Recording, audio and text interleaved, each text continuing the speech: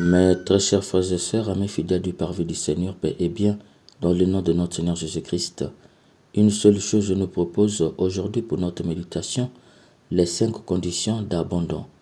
Dans la première lecture extraite du livre de Jérémie, au chapitre 18, les versets 18 à 20, l'auteur sacré dit « Mes ennemis ont dit, allons, montons un complot contre Jérémie. » Mes très chers frères et sœurs, ces fragments révèlent ce qu'on appelle la conspiration des médiocres. Les médiocres sont les combattants farouches du bien et de la vérité. Ils sont souvent constitués en communauté qu'ils appellent fraternité. Du coup, qui n'est pas médiocre avec eux et contre eux. Généralement, ils ont plein pouvoir sur les nations, car ils savent se passer pour les sachants, amis du bien et de la vérité. Les médiocres commencent toujours par déraciner les vraies valeurs des nations pour les remplacer à leurs vices qu'ils qualifient de valeurs.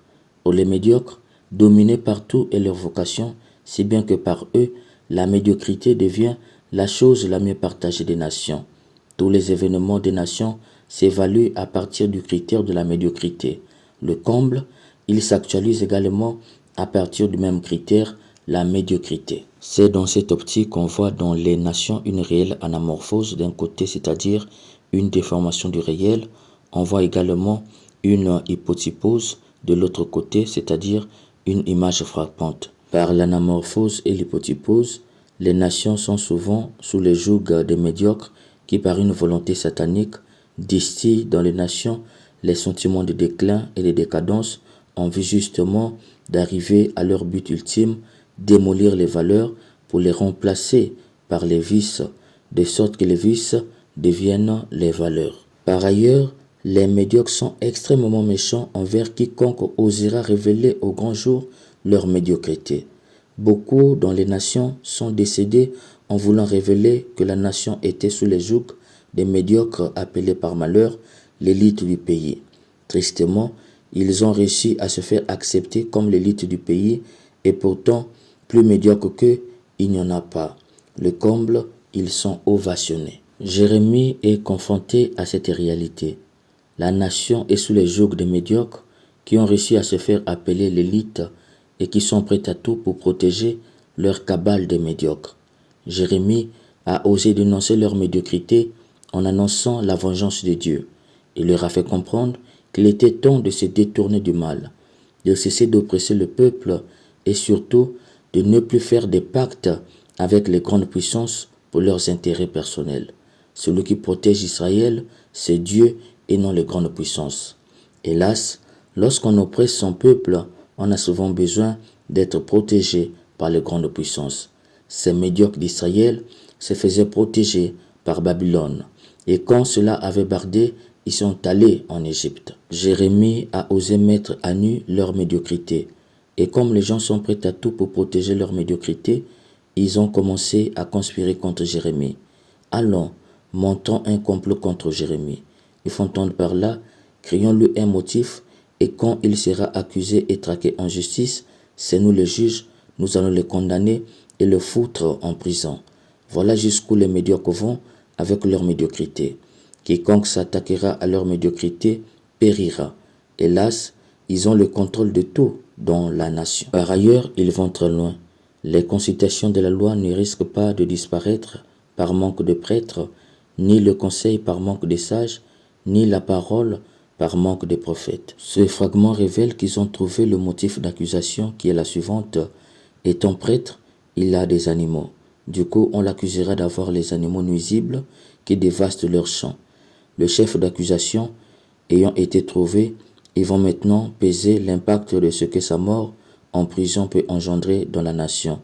Ils ont conclu que cela n'arrêtera pas la mission de Dieu. Il y aura d'autres prêtres, d'autres conseillers et d'autres prophètes.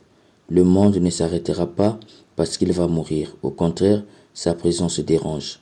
Ici, c'est ce qu'on appelle par la rébellion contre Dieu.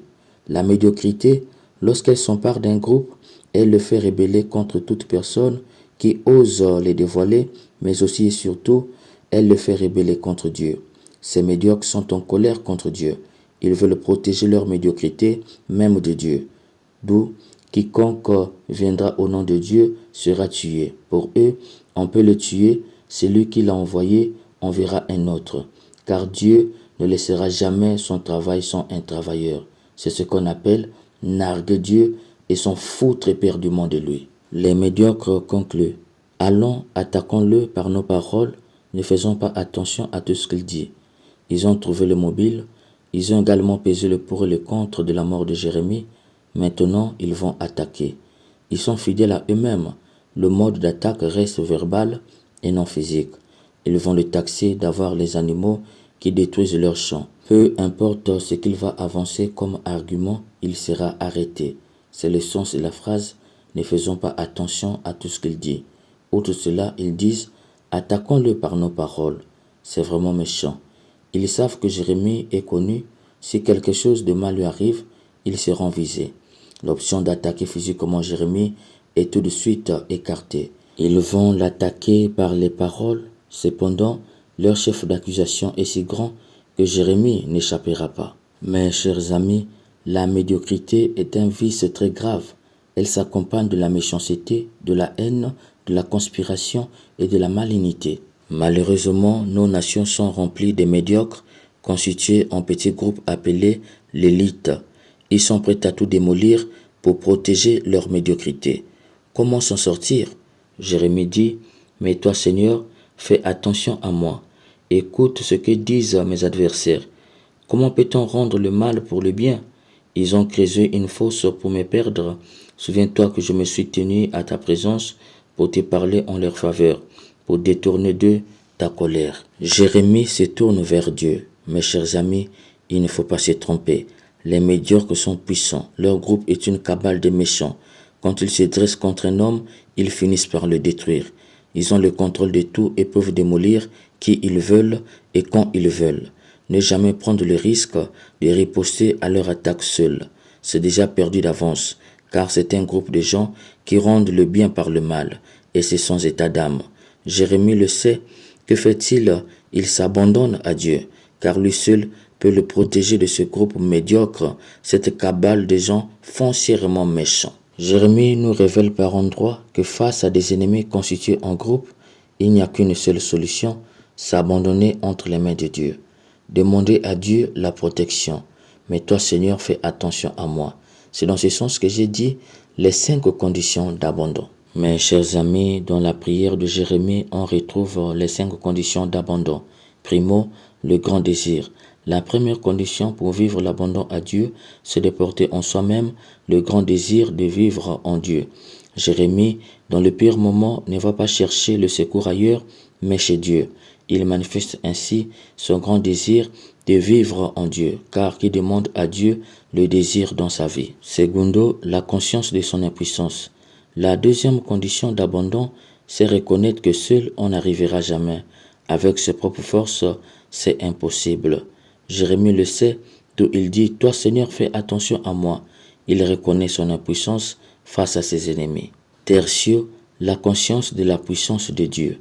La troisième condition d'abandon est de reconnaître que Dieu peut tout. Pour lui, ce qui est impossible devient possible. Jérémie se tourne vers Dieu parce qu'il connaît que son Dieu est plus fort que toute la cabale médiocre de ses ennemis. Quarto, l'abandon en soi. La quatrième condition d'abandon est la lâche prise, se donner entièrement et totalement au Seigneur. Jérémie donne tout, même sa peur et sa frustration. Quinto, la confiance. La cinquième condition est la confiance en Dieu. Jérémie fait confiance en Dieu. Souviens-toi que je me suis tenu en ta présence pour parler en faveur d'eux. Jérémie a confiance en ce Dieu qu'il avait déjà exaucé et qu'il exaucera encore. Cher ami, il se peut que tu sois dans le même malencontreux traquenard comme Jérémie. Il se peut que tes ennemis soient nombreux et conspirent contre toi. Ce matin, Dieu te dit, fais comme Jérémie. Mets à l'œuvre les 5 conditions d'abandon. Ainsi Dieu te fera triompher de tes ennemis. Et oui, ils confesseront que le Dieu que tu pries est vraiment vivant. Mais malheur à toi, oui, malheur à toi si tu crois que seul tu peux. N'oublie jamais ceci, Satan est plus vieux et plus fort que toi. Seul avec lui, tu perdras toujours, mais avec le Seigneur, tu gagneras toujours. Que le Seigneur nous aide à mettre en application les 5 conditions d'abandon pour qu'avec lui, nous puissions triompher de la cabale des médiocres qui conspirent contre nos vies. Amen.